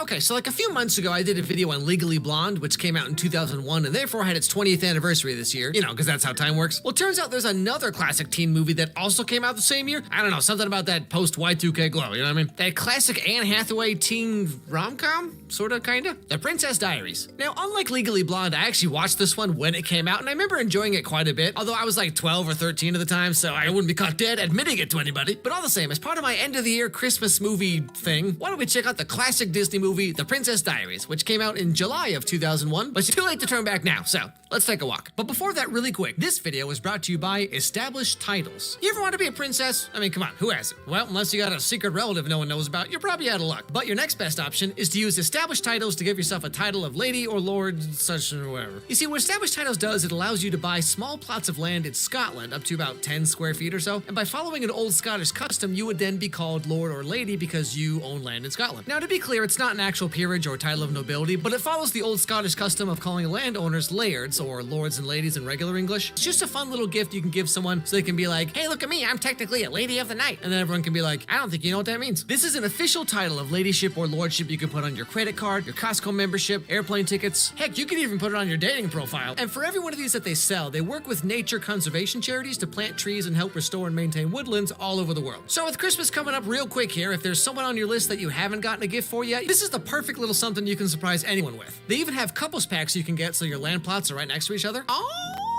Now, right now, they're running a special holiday sale, and you can use the code AM10 to get an additional 10% off, okay? You just go to establishedtitles.com/AM10 and get your last-minute holiday gift of lord or ladyship right now. Okay, back to the show.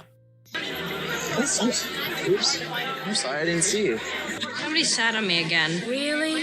Yeah. I don't know what happened. I was just sitting there working on my speech. I don't understand why we had that debate. It's really a dumb class. Jerk and jerkette sighting.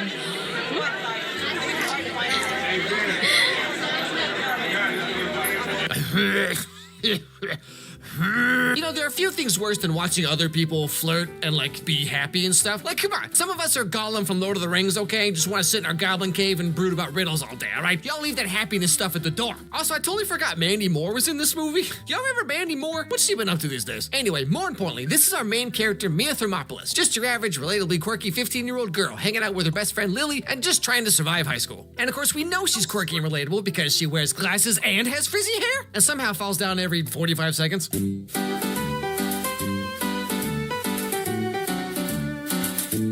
Now today she has to do this debate thing about why she thinks school uniforms are a good thing, actually. And of course she's worried it won't go very well. So this is not a debate. This is a control issue. Grove controls our minds with what they teach us, but you know what? They're not satisfied with that. I think Grove should dump the uniforms and we have casual dress all year round. Oh my goodness, is that the kid from Brink? And also the voice of Sid from Toy Story? This movie's just like a who's who of everyone from my childhood I completely forgot existed. Anyway, so then it's Mia's turn to give her rebuttal. What a frisball. Look at her hair. Shh. Are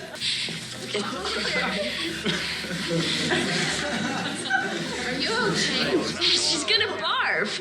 Oh, look out, she's gonna hurl. Cover the tuba.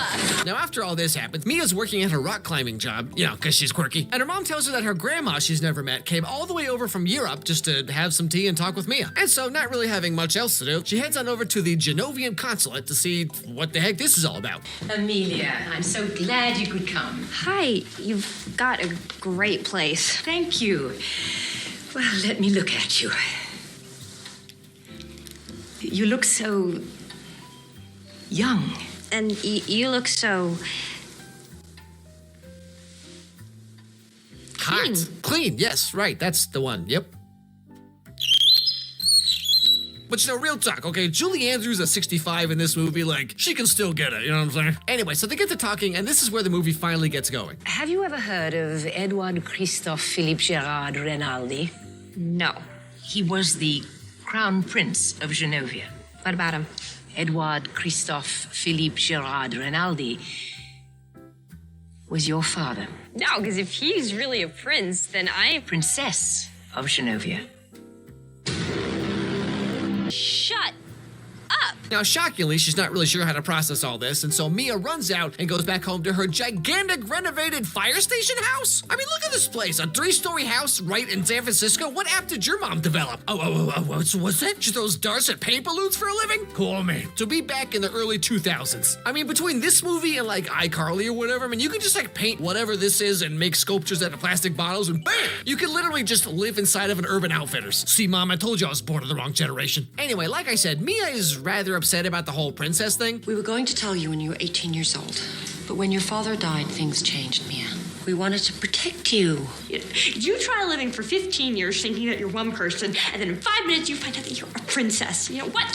Just in case I'm not enough of a freak already, let's add a tiara. Which doesn't really make any sense to me, because it's like, I'm a freak who always embarrasses herself in front of everyone at school. Well, guess what? You're actually a princess of a small country. You can just like move there and just like be a princess. Well, my disappointment is immeasurable and my day is ruined. Anyway, so later on, her grandma comes to the house to talk things over with Mia and her mom, and hopefully figure something out, because if Amelia refuses to accept the throne, then Genovia will cease to exist as we know it.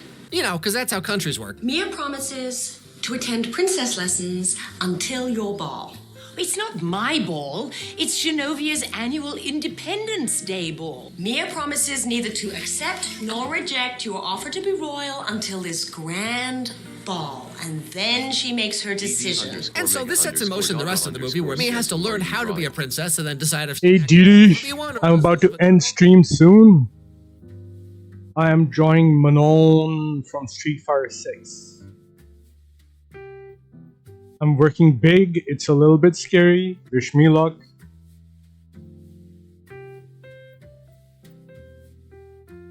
life, and then, you know, 10 years from now, she'll start every conversation with, you know, I could have been a princess if I wanted to. So did you make the PowerPoint presentation or not? In the meantime, though, she gets to travel around the city in her grandma's limo, so that's pretty cool. No, this is the surprise ride. Come inside. This is Joe. Joe, Lily, Joe. Hi, it's nice to meet you. You know, you look like Shaft. Yes. Excuse me. Did I miss something? Oh man, oh, this hair. I mean, this is just the most early 2000s thing I could possibly ever show you right here. All she needs now is a portable CD player with skip protection and she's good to go. Now, while this is all going on, there's another semi-important character we need to know about, Lily's brother, Michael.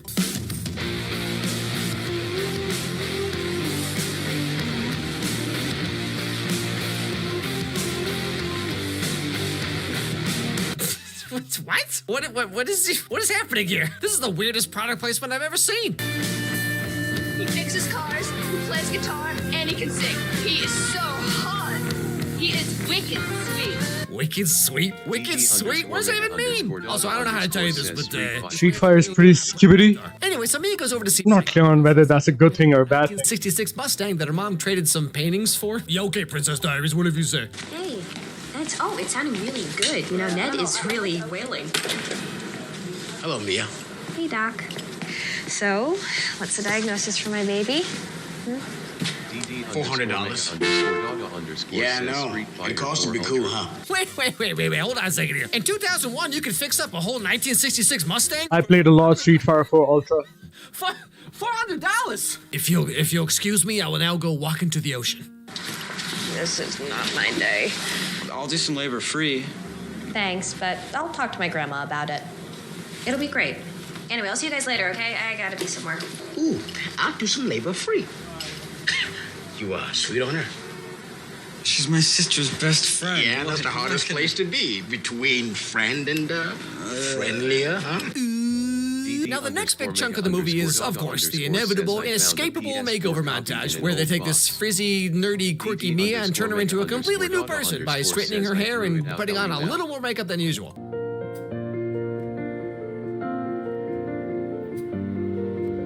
You found a PS4 copy in an old box, I threw it out. No. You're not one of those harmonica guys too, are you? This guy's trying so hard to be cool right now. Yeah, sometimes I just like to sit on my front porch, play my harmonica, and just like be sad, you know? Well, I wish you the best of luck. Anyway, this riveting scene continues when Mia shows up in a limo to pick up Lily and Michael to go to school. Thanks for the ride. Thank you.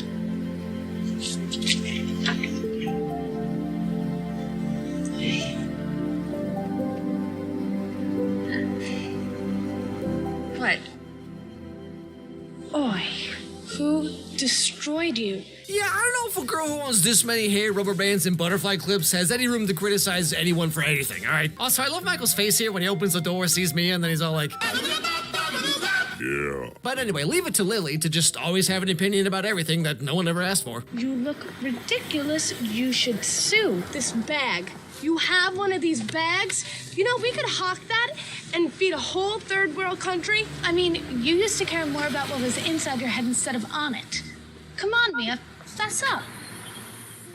I don't know where you are these days, and now you're turning into an A-crab wannabe? But you know, this whole argument makes no sense about how, like, the inside's more important than the outside, but Lily sure seems to care an awful lot about the outside, you know what I'm saying? I mean, if the outside doesn't matter, then, like, who cares whether she wears makeup or not? It's like, how dare you, like, dress out nice and stuff? I mean, the outside doesn't matter and only the inside matters, but your outside is wrong because I said so.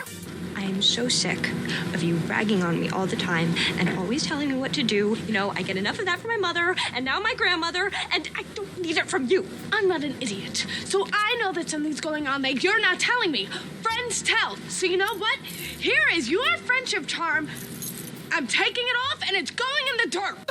You wouldn't dare. Now, Mia's been keeping the whole princess thing a secret from everyone for obvious reasons, but she decides that she should probably tell Lily so that she'll get off her back about why she's always hanging out with her grandma and, like, getting makeovers and all that. And then Lily's like, what's that? You're a princess? Huh. Well, whoops. But then right after this, we find out that the hairdresser guy who gave Mia the makeover, he went around telling all the news outlets that Mia is the secret princess of Genovia, and of course he's the one who made her all purty. Pressed about you, Principessa. I outed you. But not for money, Principessa. Paolo hates money. He spits on money. There was no money. The point is, it was pride and ego which drove me to know that royalty would see one day the beauty was mine, the hair was mine, that I, Paolo Puttanesca, was responsible for... Grazie. So now the whole school knows the truth about Mia, including Mr. Rollerblades himself, this guy, whatever his name was. Josh? Yeah, this guy. बेकार मुल्क है ये। बेकार मुल्क नहीं, ये सोच है और इसी बेकार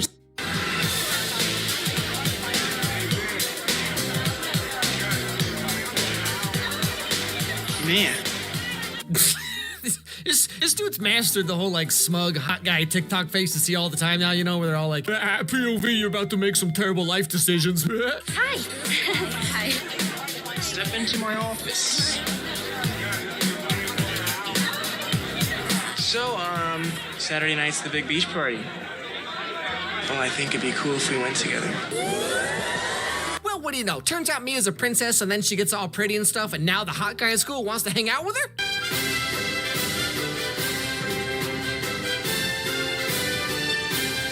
Now, before all this, Mia had been asked out by Michael and she's supposed to hang out with Lily, but she blows them all off for Josh over here and goes to the school beach party thing to hang out with him on his boat, which is called the Josher, because of course it is. I mean, you know this guy goes up to girls all the time and he's like, hey, you're pretty cute, wanna ride on my Josher? I'm talking about my boat, but like, hey, I'm cool with your way. Now, while they're at the beach, some paparazzi helicopters show up just out of nowhere. Awesome. Hey, princess, give us a smile. Let me here. What? So Josh and Mia spend a little alone time in this surf shack or whatever this is, but it's not the most romantic spot. So they wait for everyone to leave and then they make their escape. See, we go find a more romantic spot. Okay.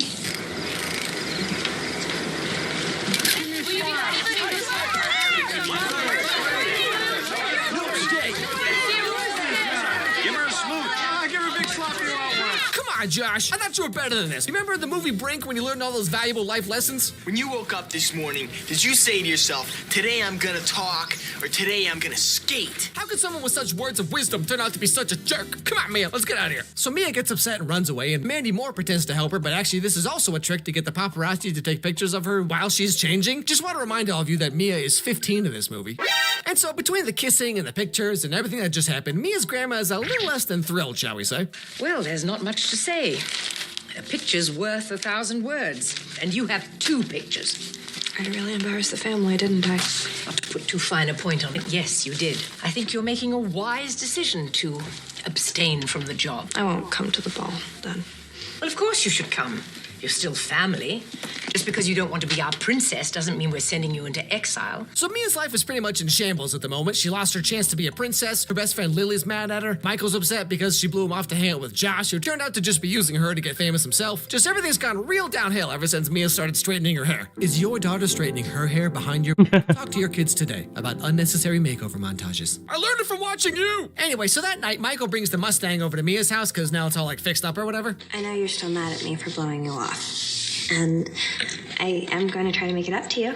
I'm still going to the Genovian Independence Day ball, and I'm inviting you. Josh looks better in the tux. I really want you to be the one I share it with. You don't worry about me. I just consider myself royally flushed. Yeah, Mia, you know how many girls want to get with a guy who plays a harmonica? Like maybe 3? I don't know, whatever, shut up. Anyway, so this brings us to the end of the movie where Mia makes... I've seen Not Another Teen Movie. No decision. I think I saw it when it first came out. I barely... Run away forever. Should you be going to get Princess Mia? Well, Mia told Clarice that her mother would be bringing her. Helen just arrived and said Mia was waiting for you. She's going to run. Come on, Fat Louie, time to pack. Let's get your things. Louie, what have you got there? But then she finds this letter that her dad wrote to her before he died that she was supposed to get when she turned 16. And it's like, hey, Mia, happy 16th birthday. Hope you're one of those cool chicks, not like some total lame-o. And then Mia's like, you know what, Dad? I am a cool chick. She changes her mind, goes to the ball anyway, completely soaked in the rain because rain makes everything more dramatic.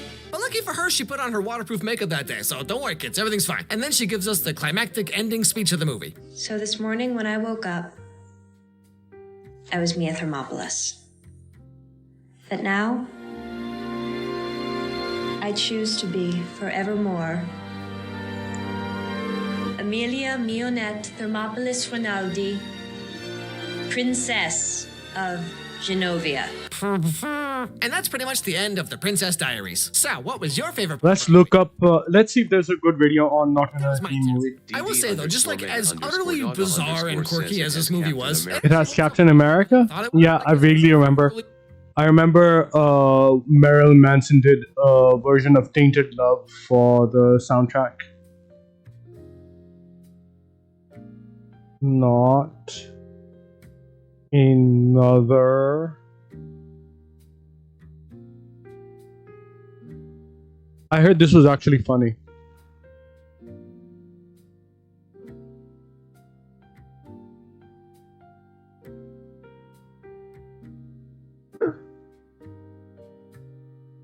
Lips. Lips.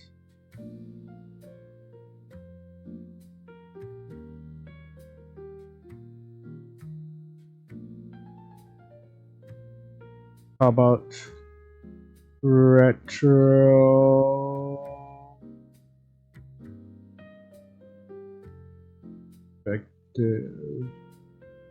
Somebody must have reviewed this.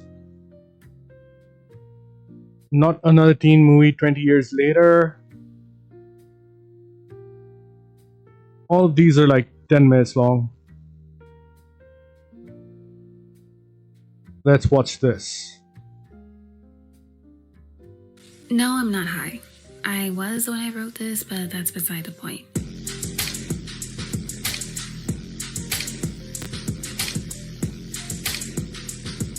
If you asked me 20 years ago if I would end up writing about the more ingenious aspects of Not Another Teen Movie, a parody film about the high school films of the 80s to the year 2000, a film my brothers loved to watch on Comedy Central, I would have said, huh? I remember Not Another Teen Movie as a film I wasn't really supposed to be watching, but was kind of watching because my brothers were watching it and wouldn't let me have the remote. I didn't hate it though. I thought it was silly and funny, and I liked the part where Chris Evans' character Jake gets a kid killed on the football field. During my childhood and adolescence though, NATM was just another film that I knew of but didn't appreciate. It was a silly How's she looking? Nothing more, right? Not exactly. Hey, it's been 20 years since this baby came out, and you know what that means? Enough time has passed for me to go, hey, maybe there were things in here that were kind of great, maybe. Things that I was too young to appreciate. Yeah, it's that time of year again for me. Parodies get a lot of shit, but if you were alive at any point during the early to late 2000s, you know the shit was deserved. Parody or spoof movies have had an interesting history, made a bit complicated by what we choose to define as parody. As with everything that's been beaten like a dead horse, the parody genre started off pretty great. There was The Great Dictator, which poked fun at the Nazi regime. There was Airplane, and there was the holy grail of all. I will take that as a compliment. Look, this miniature bread, it's like, I've been working with this now for about half an hour and I can't figure out. You could it's like fold this though. I mean, you could well, no, fold then it's half the size. No, not the bread. No, you can fold the meat. Yeah, but then it breaks up, breaks apart no. like You this. put it on the bread like this, see? But then if you keep folding it, it keeps breaking. Why would you keep and then folding you'll. it? But the success of these good movies led to a lot of people wanting to make spoof films of their own. The issue being that the writers of these bad spoof movies were not funny to begin with. Parodies are inherently smart and often need to be in order to analyze some of the deeper issues of a regime or a genre and come away with something humorous about it. Over the years, people have taken all that's clever and fun from parodies and done away with it, making them shells of their former selves. No longer are we in the days of Blazing Saddles or Monty Python and the Holy Grail. After Scary Movie kicked off the trend of poking fun at the horror genre, parodies saw a big boom in popularity. For good reason. Scary Movie was funny before it was stolen from the Wayans brothers. Remember that. But a lot of modern parodies don't bother to say anything about the genre they're ridiculing. They don't have any sharp observations, they just vomit out pop culture references and pair it with crude, gross-out humor and call it a parody. We went from This Is Spinal Tap to the 41-year-old virgin who knocked up Sarah Marshall and felt super bad about it in the blink of an eye. Look what I picked up last night. McAnal oven? It's a great idea. Awesome, man. Civic class of 2010. Chicka, yeah. Date movie, epic movie, vampires suck, the starving games, parody films have become low-hanging fruit. Movies too lazy to come up with anything on their own and too lazy to even consider telling an actual joke, which I realize may be a tall order for a film that's supposed to be funny. So I get the hesitancy when I say Not Another Teen Movie is kind of smart, kind of a masterpiece. I totally get what you mean, because it's not without its own scatological, immature humor either. And as with many comedy films older than 5 years, some of the jokes have not aged well. But I'm still gonna say there are aspects to Not Another Teen Movie that aren't only clever, but have only become more relevant in the last 20 years. And I'm not high when I say that. Anymore. Not Another Teen Movie was released in 2001, the same year as Wet Hot American Summer. So you could say that, yeah, people were probably extremely sick of the teen movie at this point, because we have a fuck ton of them. That's not necessarily a bad thing, though. Teen movies are always going to be popular. As long as there are teenagers and adults riddled with nostalgia, stories about high school are going to be pretty timeless. It makes sense why. The stuff that happens to us when we're that age and younger really leaves an impact on us for a long time. Childhood traumas shape adult habits, and feelings you have when you're a teenager can stick with you throughout your life. It's been years since I graduated high school, and I've grown a lot since then, but I always feel like the awkward and self-conscious kid I was. That feeling has not left me. Stories about a period so impactful are bound to be popular, but there are things with teen movies that get really exhausting, especially the kind of teen films that have been in the forefront for decades. Tropes and cliches that reach a point where they stop being comfortable things you look forward to seeing in the genre and become, instead, nuisances you'd rather be rid of or at least take a long break from. When Not Another Teen Movie came out, it really wasn't well received. Yeah, it's critiquing teen films and everything that genre has become known for. Yeah, some of these observations are spot on, but does it really add anything else? Does it have to be so scatological? There's plenty to not like about the movie, but there's also plenty of little things to absolutely love about it. Then find me a better one. Impression. NATM sat in the in-between of the heyday of parody films and the abysmal epic/date/disaster movie parody era. So there was good and there was bad. But I want to focus on the good. Most of it is good anyway, so it won't be that hard. What's interesting is that a lot of the cliches targeted in NATM have only become more popular critiques surrounding modern teen films and TV shows. NATM also covers tokenism, the phenomenon of not like other girls, the guy who's really creepy but thinks everything he's doing is romantic, boys and girls not being allowed to be platonic friends, the pretty ugly girl makeovers. These are some of the things that Not Another Teen Movie handled well, and it's been 20 years, so what the hell, let's look at the past for a bit.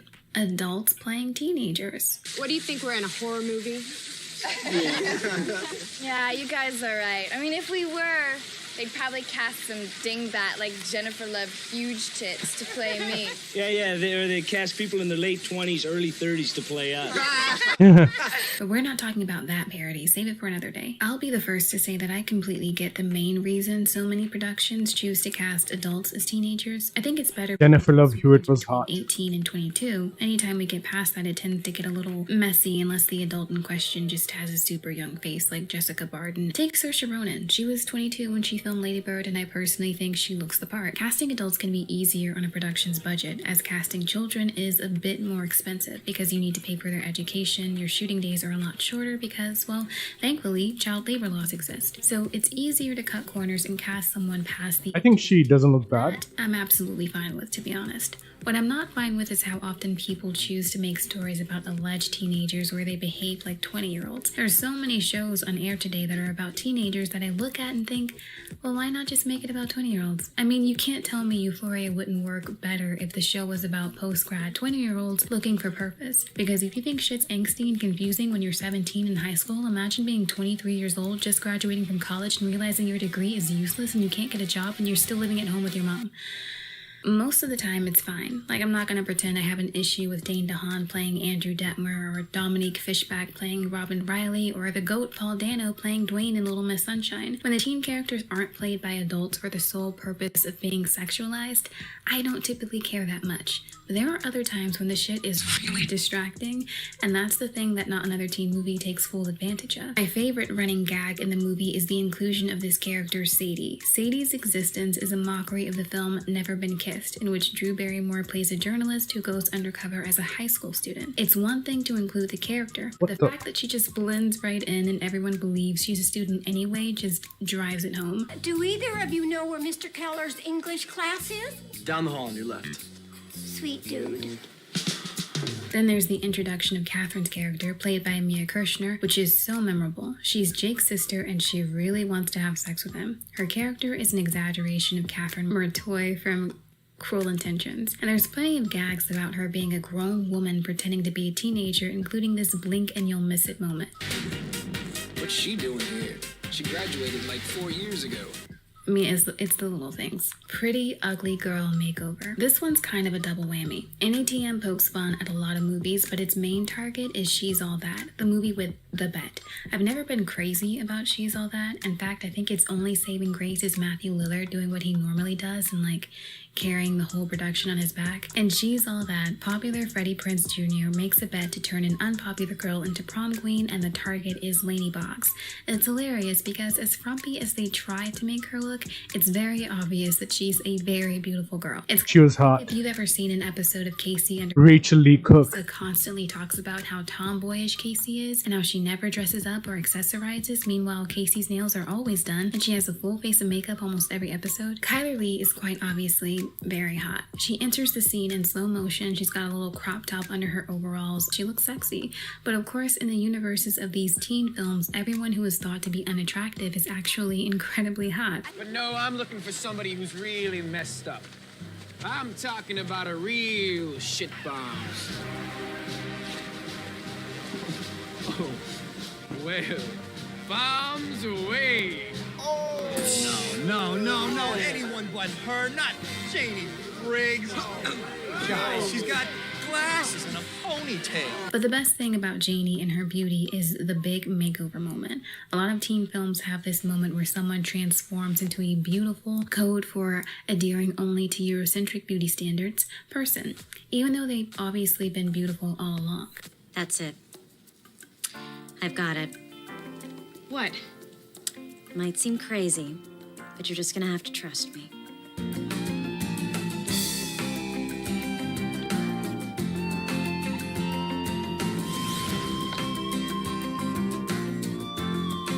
This is the Sarah Michelle Gellar thing from Cruel Intentions, I think. That's it. I did it. I'm a miracle worker. Once again, Mia Kirshner does her thing. Tokenism. I've always said that I'd rather have no representation than harmful representation. I don't want to see a black girl in a movie or a TV show where her only function is to be the sassy sidekick or to help the main white lead accomplish their goals. But unfortunately, in a lot of movies, they'll include a token POC character and call that progress, even though that character is given limited development and is partially only there to help the main character make some big life decision. I used to think A Walk to Remember was a cute little movie, but when I watched it again as an adult, I was so annoyed with how the director chose to include Al Thompson's character. He's sassy and hip, but gives life advice, and that's it. That's why he's there. There's a noticeable dearth in teen comedies that focus on black kids. Movies about black teenagers are common, but it's rare to see them in I think they call this trope the magical Negro. The few times they do appear in those universes are to be an assist to a major character, and they typically have no motives or goals of their own. Black teens can exist in the universes of Fast Times and Jawbreaker, but usually only one or two. The token black kids. Even when I forgot all the other aspects of NATM, I always remembered this moment between Dion Richmond and Sean Patrick Thomas. What are you doing here? What do you mean? Well, I'm supposed to be the only black guy at this party. Shit. Yeah, I know. It's whack. Hey, man. My bad, man. No doubt. Thanks. All right. Do your thing. Hey. Yeah. Peace out, brother. Hey, honest mistake. Just swear about that. This is one of those things made funnier by casting specifically. The brilliance of the scene is doubled by the fact that at the time of NATM's release, Sean Patrick Thomas had already been in 2 popular teen films and he was the token black guy in both. Once in Can't Hardly Wait, and his character didn't even have a name. The second was in Cruel Intentions. Dion Richmond, on the other hand, was best known for his roles in The Cosby Show and Sister Sister. The movies and shows he'd done had been specifically tailored to black audiences, so his character's self-awareness about his status as a black token is even funnier when you consider his filmography. I am the token black guy. I'm just supposed to smile, stay out of the conversation, and say things like, damn, shit, and that is whack. And I find it so fucking hilarious that almost every time we see Dion Richmond's character, his hair changes. I might be putting too much stock in this, but it reminds me of the general carelessness there is for doing black hair on majority non-black productions. Monique Coleman of High School Musical and Trina McGee of Boy Meets World notoriety have spoken candidly about what it was like to be on a set with makeup artists and hairdressers who didn't know how to take care of black skin or how to do black hair. I fight for every black actor to Gosh darn it. make sure that our I don't think that people understand our hair. There you go. They don't understand that we're different, but yet the same. And so what I find is that hair is something that a lot of people don't